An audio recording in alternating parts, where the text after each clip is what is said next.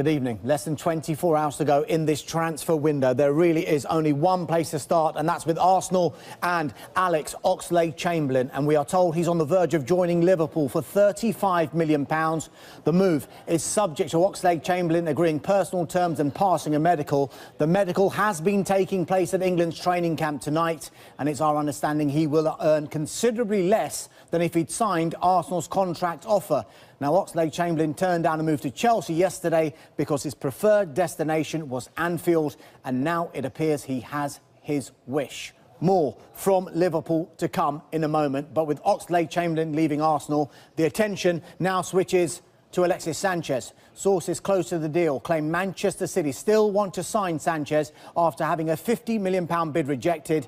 Arsenal don't want to sell, but were considering a swap deal involving Raheem Sterling. City, though, want a straight cash offer. Sanchez is currently in Chile with the national team. Now, another player Arsenal want to keep is their defender, Shkodran Mustafi. Sky in Italy claim Inter Milan want a loan with an obligation to buy for £23 million if the German international plays in 50% of their games this season.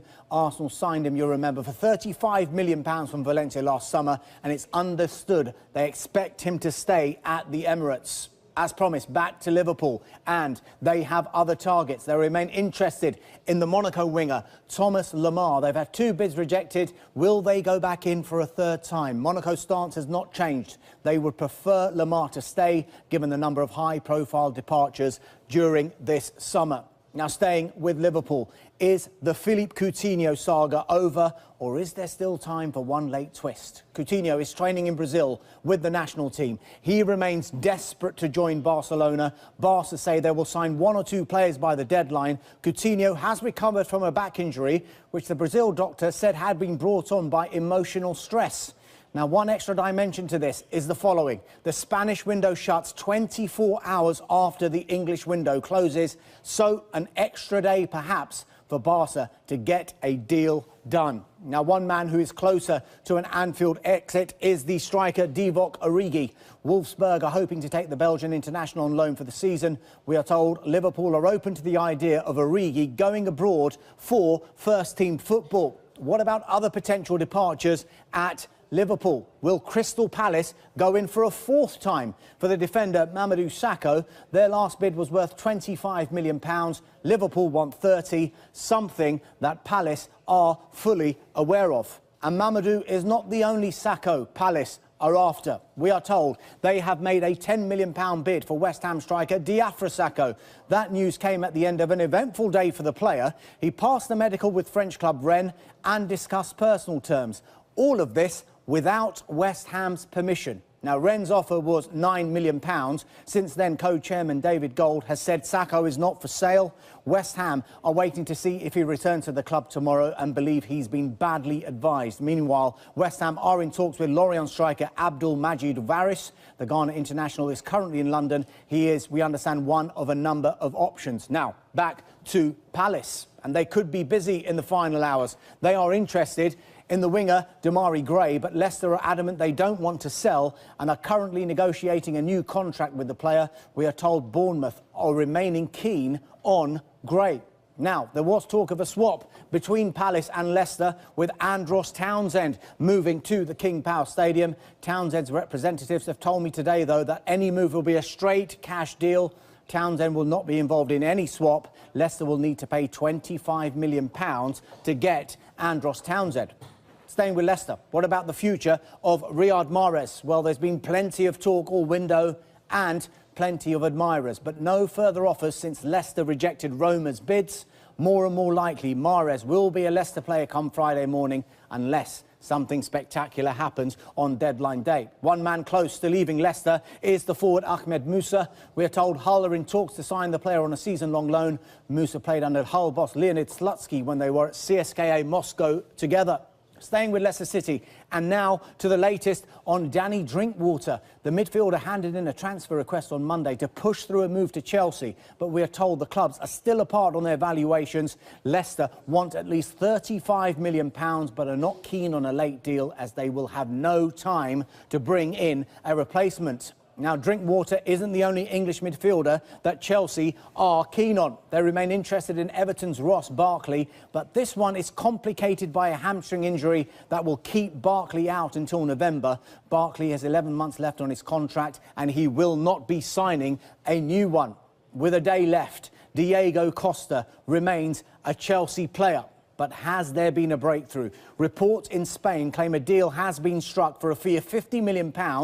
Chelsea have declined to comment. Atletico Madrid's president says he's optimistic a move can happen before the deadline. Remember, Atletico have an extra day to get this one over the line. Now, could Chelsea bring in a striker themselves? Well, talks are progressing with Swansea City over Fernando Llorente. Boss Antonio Conte tried to get him in January, and he knows the player very well. They won Serie A together at Juventus. Swansea will only let him go if they can get a replacement. And they have one lined up already in their former striker, Wilfried Bony. We are told a deal is in place for his return should Llorente leave. Swansea sold Bony to Manchester City for £28 million 2.5 years ago. Staying with Swansea, and what a coup this one could be. We are told they are close to agreeing a loan deal for, believe it or not, the Bayern Munich midfielder Renato Sanchez. Despite interest from other clubs, Sanchez was keen on Swansea because of his relationship with Swansea boss Paul Clement. They worked together when Clement was assistant manager to Carlo Ancelotti. Who else could be arriving at the Liberty Stadium? Well, they remain keen on the West Brom winger Nacer Chadli, but don't seem willing to meet the £25 million valuation. Chadli is with the Belgian squad, but provision has been made for him and others to leave the camp to sort out their futures. Now, another player whose future could be away from West Brom is, of course, the defender Jonny Evans. No improved offer for Manchester City yet, but every expectation there will be. Evans is with Northern Ireland. They happen to be using City's training ground as their base. You can't make it up. Boss Michael O'Neill is confident Evans won't be affected by the potential disruption. Now, West Brom are pushing on with signings themselves, where they have completed a loan deal for PSG holding midfielder Grzegorz Krychowiak. Practice that one. The Poland international only moved to PSG last summer from Sevilla for £28 million. And West Bromwich Albion, they have also signed the Arsenal defender Kieran Gibbs. He has signed a 4-year contract today. The fee is understood to be £7 million. Time is running out in this transfer window. Let's go to what could eventually be the second biggest transfer of all time. We still expect Monaco striker Kylian Mbappe to move to PSG before the deadline. The deal is likely to be a loan with an obligation to buy, as PSG aim to comply with financial fair play rules. Could soon be a departure at Paris Saint-Germain. Serge Aurier's representatives have told Sky Sports News his move to Tottenham is effectively done. We've been told the player has been granted a work permit, enabling him to finalise his transfer. The clubs agreed a £23 million deal last week, and Aurier has completed his medical and sorted personal terms. We await a formal announcement from both clubs on that one. Now, Tottenham have today completed signing number 3 in this window. Estudiantes defender Juan Foyth has joined on a 5-year contract. He's featured 12 times for Argentina's under-20s.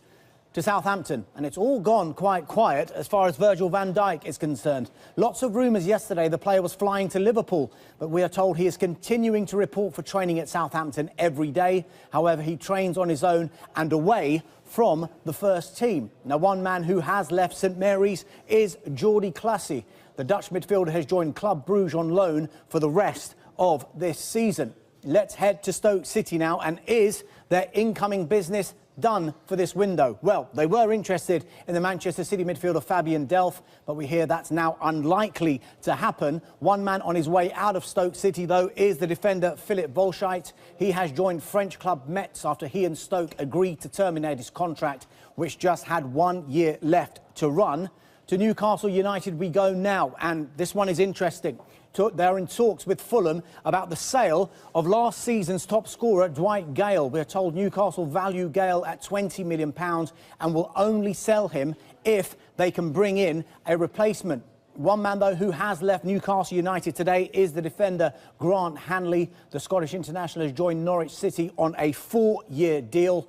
One more line to bring you comes from Burnley. and we are told they are close to signing the Huddersfield Town striker Nahki Wells. Huddersfield boss David Wagner has made no secret that the club were listening to offers. What a transfer window this is, and what a deadline day we have in store. Huddersfield have been the busiest. They've made 13 signings. Liverpool are spending money, and they are spending it late. Could there yet be more additions at Anfield tomorrow? Manchester City are the biggest spenders so far, and they want Sanchez and they want Evans. Sitting back and watching it all, it seems, is Manchester United manager Jose Mourinho. He got his business done early. For the rest, time is running out. Deadline day is looming, and you won't miss a thing right here on Sky Sports News as we head full speed towards an 11 p.m. deadline. That's tomorrow night.